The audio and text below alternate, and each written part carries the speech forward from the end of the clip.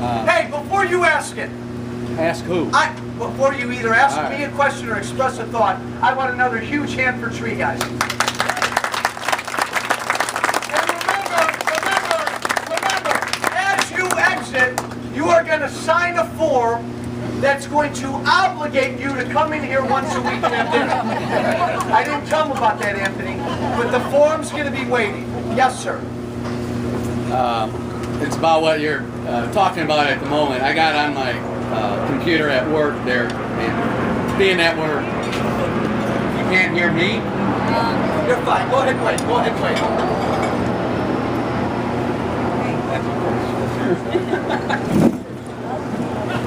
I'm usually known as a loudmouth.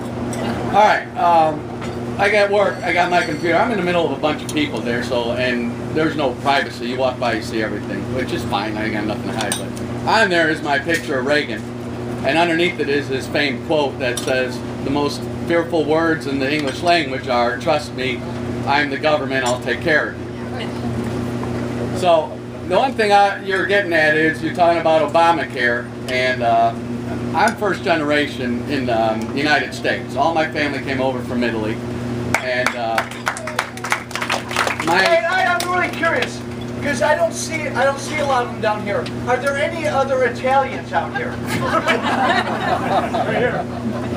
Go. But my Uncle John, who was a priest, unfortunately, he was diagnosed with cancer at the age of 67. Was told to go home, and that was it. They gave him meds there to keep the pain down. That was in Italy. Okay. And which is no different than what's coming around the corner. But there's another aspect that that you haven't gotten into that I think a lot of people need to know about the reason why there is an army of IRS agents in waiting to be hired. Because this has to do with our financial side of healthcare. And it doesn't even have to do with healthcare. It has to do with the way of paying for it that nobody's getting into, that I'd like to see on the forefront. Essentially, it's giving up all your financial information and having a federal government entity be able to extract what they deem necessary for the shortfalls. That's the way I read it. I don't know when that's supposed to be implemented, but it's there. And I don't work my butt off 50, 60 hours a week as a single dad. There's not many of us, but I can, feel for a lot of ladies that are in the same situation. But I teach my kid that you don't worry about what's going on and stuff like that. You take care of your own, your neighbor, and so on, just like you were expressing. But if you think about it, this is nothing but a subterfuge into getting into our financial house, which is essentially the control of everything about us. Yes, thank you. So unless I read something wrong, a couple months ago, our government determined that our government now in this country actually has the power to tax you for not buying something. So right away there, that raises a huge question of freedom. But now to enforce this, and we've already seen the paper, they will hire tens of thousands of IRS agents to enforce this. Oh my God, what a mess. And as you say, that will be the government prying into every aspect of your life. I don't mean to be light. I don't want to take light of this. But are you surprised? No. Are you surprised? Hold on. Our government just told us they have the power to tax you for not buying something. Our government told us months ago that they now have the power to tell a Catholic priest, just a Catholic priest, who runs a Catholic hospital, say, that he has to subsidize products that go against his very faith. Well, what if that Catholic priest says, I'm not going to do it? What if you're a Catholic businessman who hires 100 employees and you don't want to pay for coverage that covers contraceptives or abortion pills? Can the government force you to cover those things? Well, right now the answer is yes. So is this surprising? Guys, we get lost in the numbers. I'm so glad you raised this. We get lost in the numbers. We're broke, we're at debt, we're not working. We forget about the basic freedoms we're losing. I love to tell this story because it's true. I love to tell this story.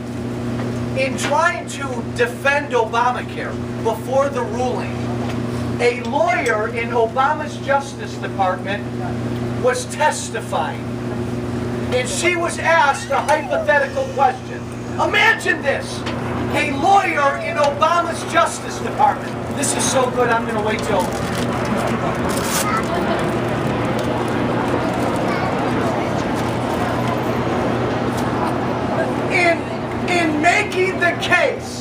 In making the case to defend Obamacare, a lawyer in Obama's Justice Department was asked, hypothetically, we know that broccoli is good for you.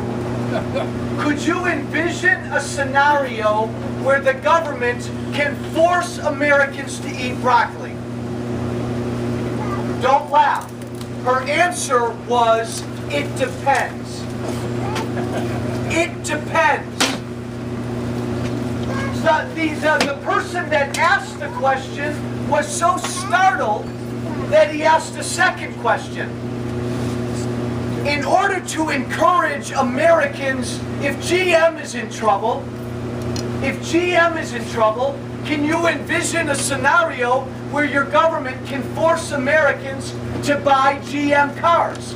And she said, under certain circumstances, yes. You talk about a basic loss of freedom, none of this should surprise you though. It's taken us a long time to get here. And if you want to blame... All right, that's it. We're security. If you want to blame Obama, that's easy to do, but let's be honest. Raise your hand, country. 4 years ago, you may not all have voted for him, but 4 years ago, this country we love voted for a man who was never, ever, ever ready to be president. We all know that now. Most Democrats know that now. None of this should surprise you, though. None of this should surprise us. It's not just Obama. Republicans, I'm a proud Republican. I'm going to go to my grave as a Republican, hopefully a long time from now. But Republicans have done the same thing, just not as worse as Democrats. We got to stop this. We got to stop this. We are losing freedoms. Did you ever think, I'm talking too much, but did you ever think you'd live in a country where the mayor of a major city in this country could tell you you can't buy a soda pop bigger than that? When we chuckle and we laugh, this is wrong. This is wrong. Tammy Duckworth doesn't understand that. Barack Obama doesn't understand that. This is wrong. Thank you. Thoughts, issues, questions about anything? Over here. Where? All the way in the back. Kind of as a follow-up to what he was talking about. Nobody's going to make eat broccoli. What about all the Obamacare was basically set by the Supreme Court as a tax bill, correct? The Supreme Court said the only way it's constitutional is if it's a tax. How come we're not hearing about all the taxes that are involved in it? I'm hearing that to sell your house next year, you're going to have to pay 2% to the government. I don't know if that's true or what. 3.8. 3.8. Why don't we see all these tax bills in this Obamacare? We're talking about, I don't care about, like I said, broccoli and pop. Let's talk about the reality of fact that we're going to pay next year, because that's what's going down. Yeah, well, it's a great question. I don't want to make light of. I do care about broccoli and pop. But I care about broccoli. Everybody stand up for broccoli. But you might not like my answer. Republicans have been talking a lot about this, especially since the ruling. 21 new taxes in Obamacare. 21. Here's a great one. Here's a great one. Here's one. So to help pay for Obamacare, there's a major tax on medical devices that kicks in the year. So to fund Obamacare, we are going to drive medical companies out of business. We've been told. That's just one tax. That's just one tax. You're right. So, what's the answer? What's the answer? I just want to know what all these taxes are, because maybe all you people know, but I don't know. 21 and 12 impact the middle class. You're talking about 3.8% on any investment. There's a hike in the payroll tax. FedEx, doing business. Now, the problem is, Republicans need to do a better job of saying all this crud is in here. The answer is to get rid of the whole thing. Period. Get rid of the whole thing. Yes, sir. Microphone. Thank you. One of the things that I do every morning is I get up and I spend at least Hold that closer to you. I spend at least 2 hours getting informed on the internet, studying, listening. I suggest that we all do that. Yep. There is something that is absolutely incredibly sinister that took place recently with the 7th Circuit Court of Appeals. Check out Ann Bernhardt. You'd be interested in this. Check out Warren Pollock. A federal judge has recently ruled that segregated funds, that means your money, pensions, your savings, can be commingled with investment firms, and if lost, tough luck. This is the beginning of what is going to happen with the backbone of our financial system, and I suggest all of us take a good stiff look at it and study it. Thank you.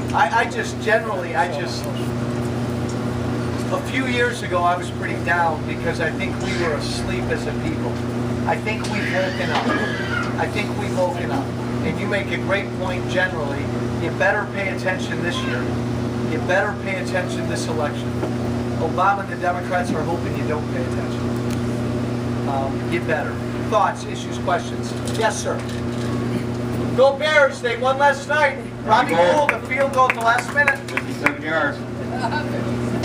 Congressman Walsh, thanks for being here. Thank you. I'm repealing Obamacare. Yes. Okay, just that task alone.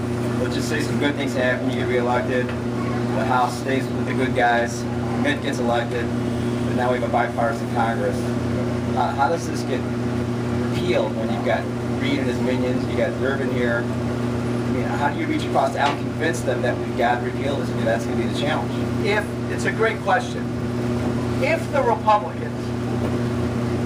Republicans take the White House, keep the House, and take the Senate, then we'll repeal Obamacare in a week.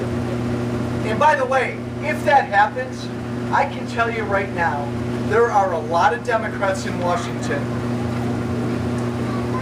who are really eager to work with Republicans on some real reforms to our medical system. They're keeping their mouths quiet because they're afraid of Obama. If that doesn't happen, if the Democrats keep the Senate,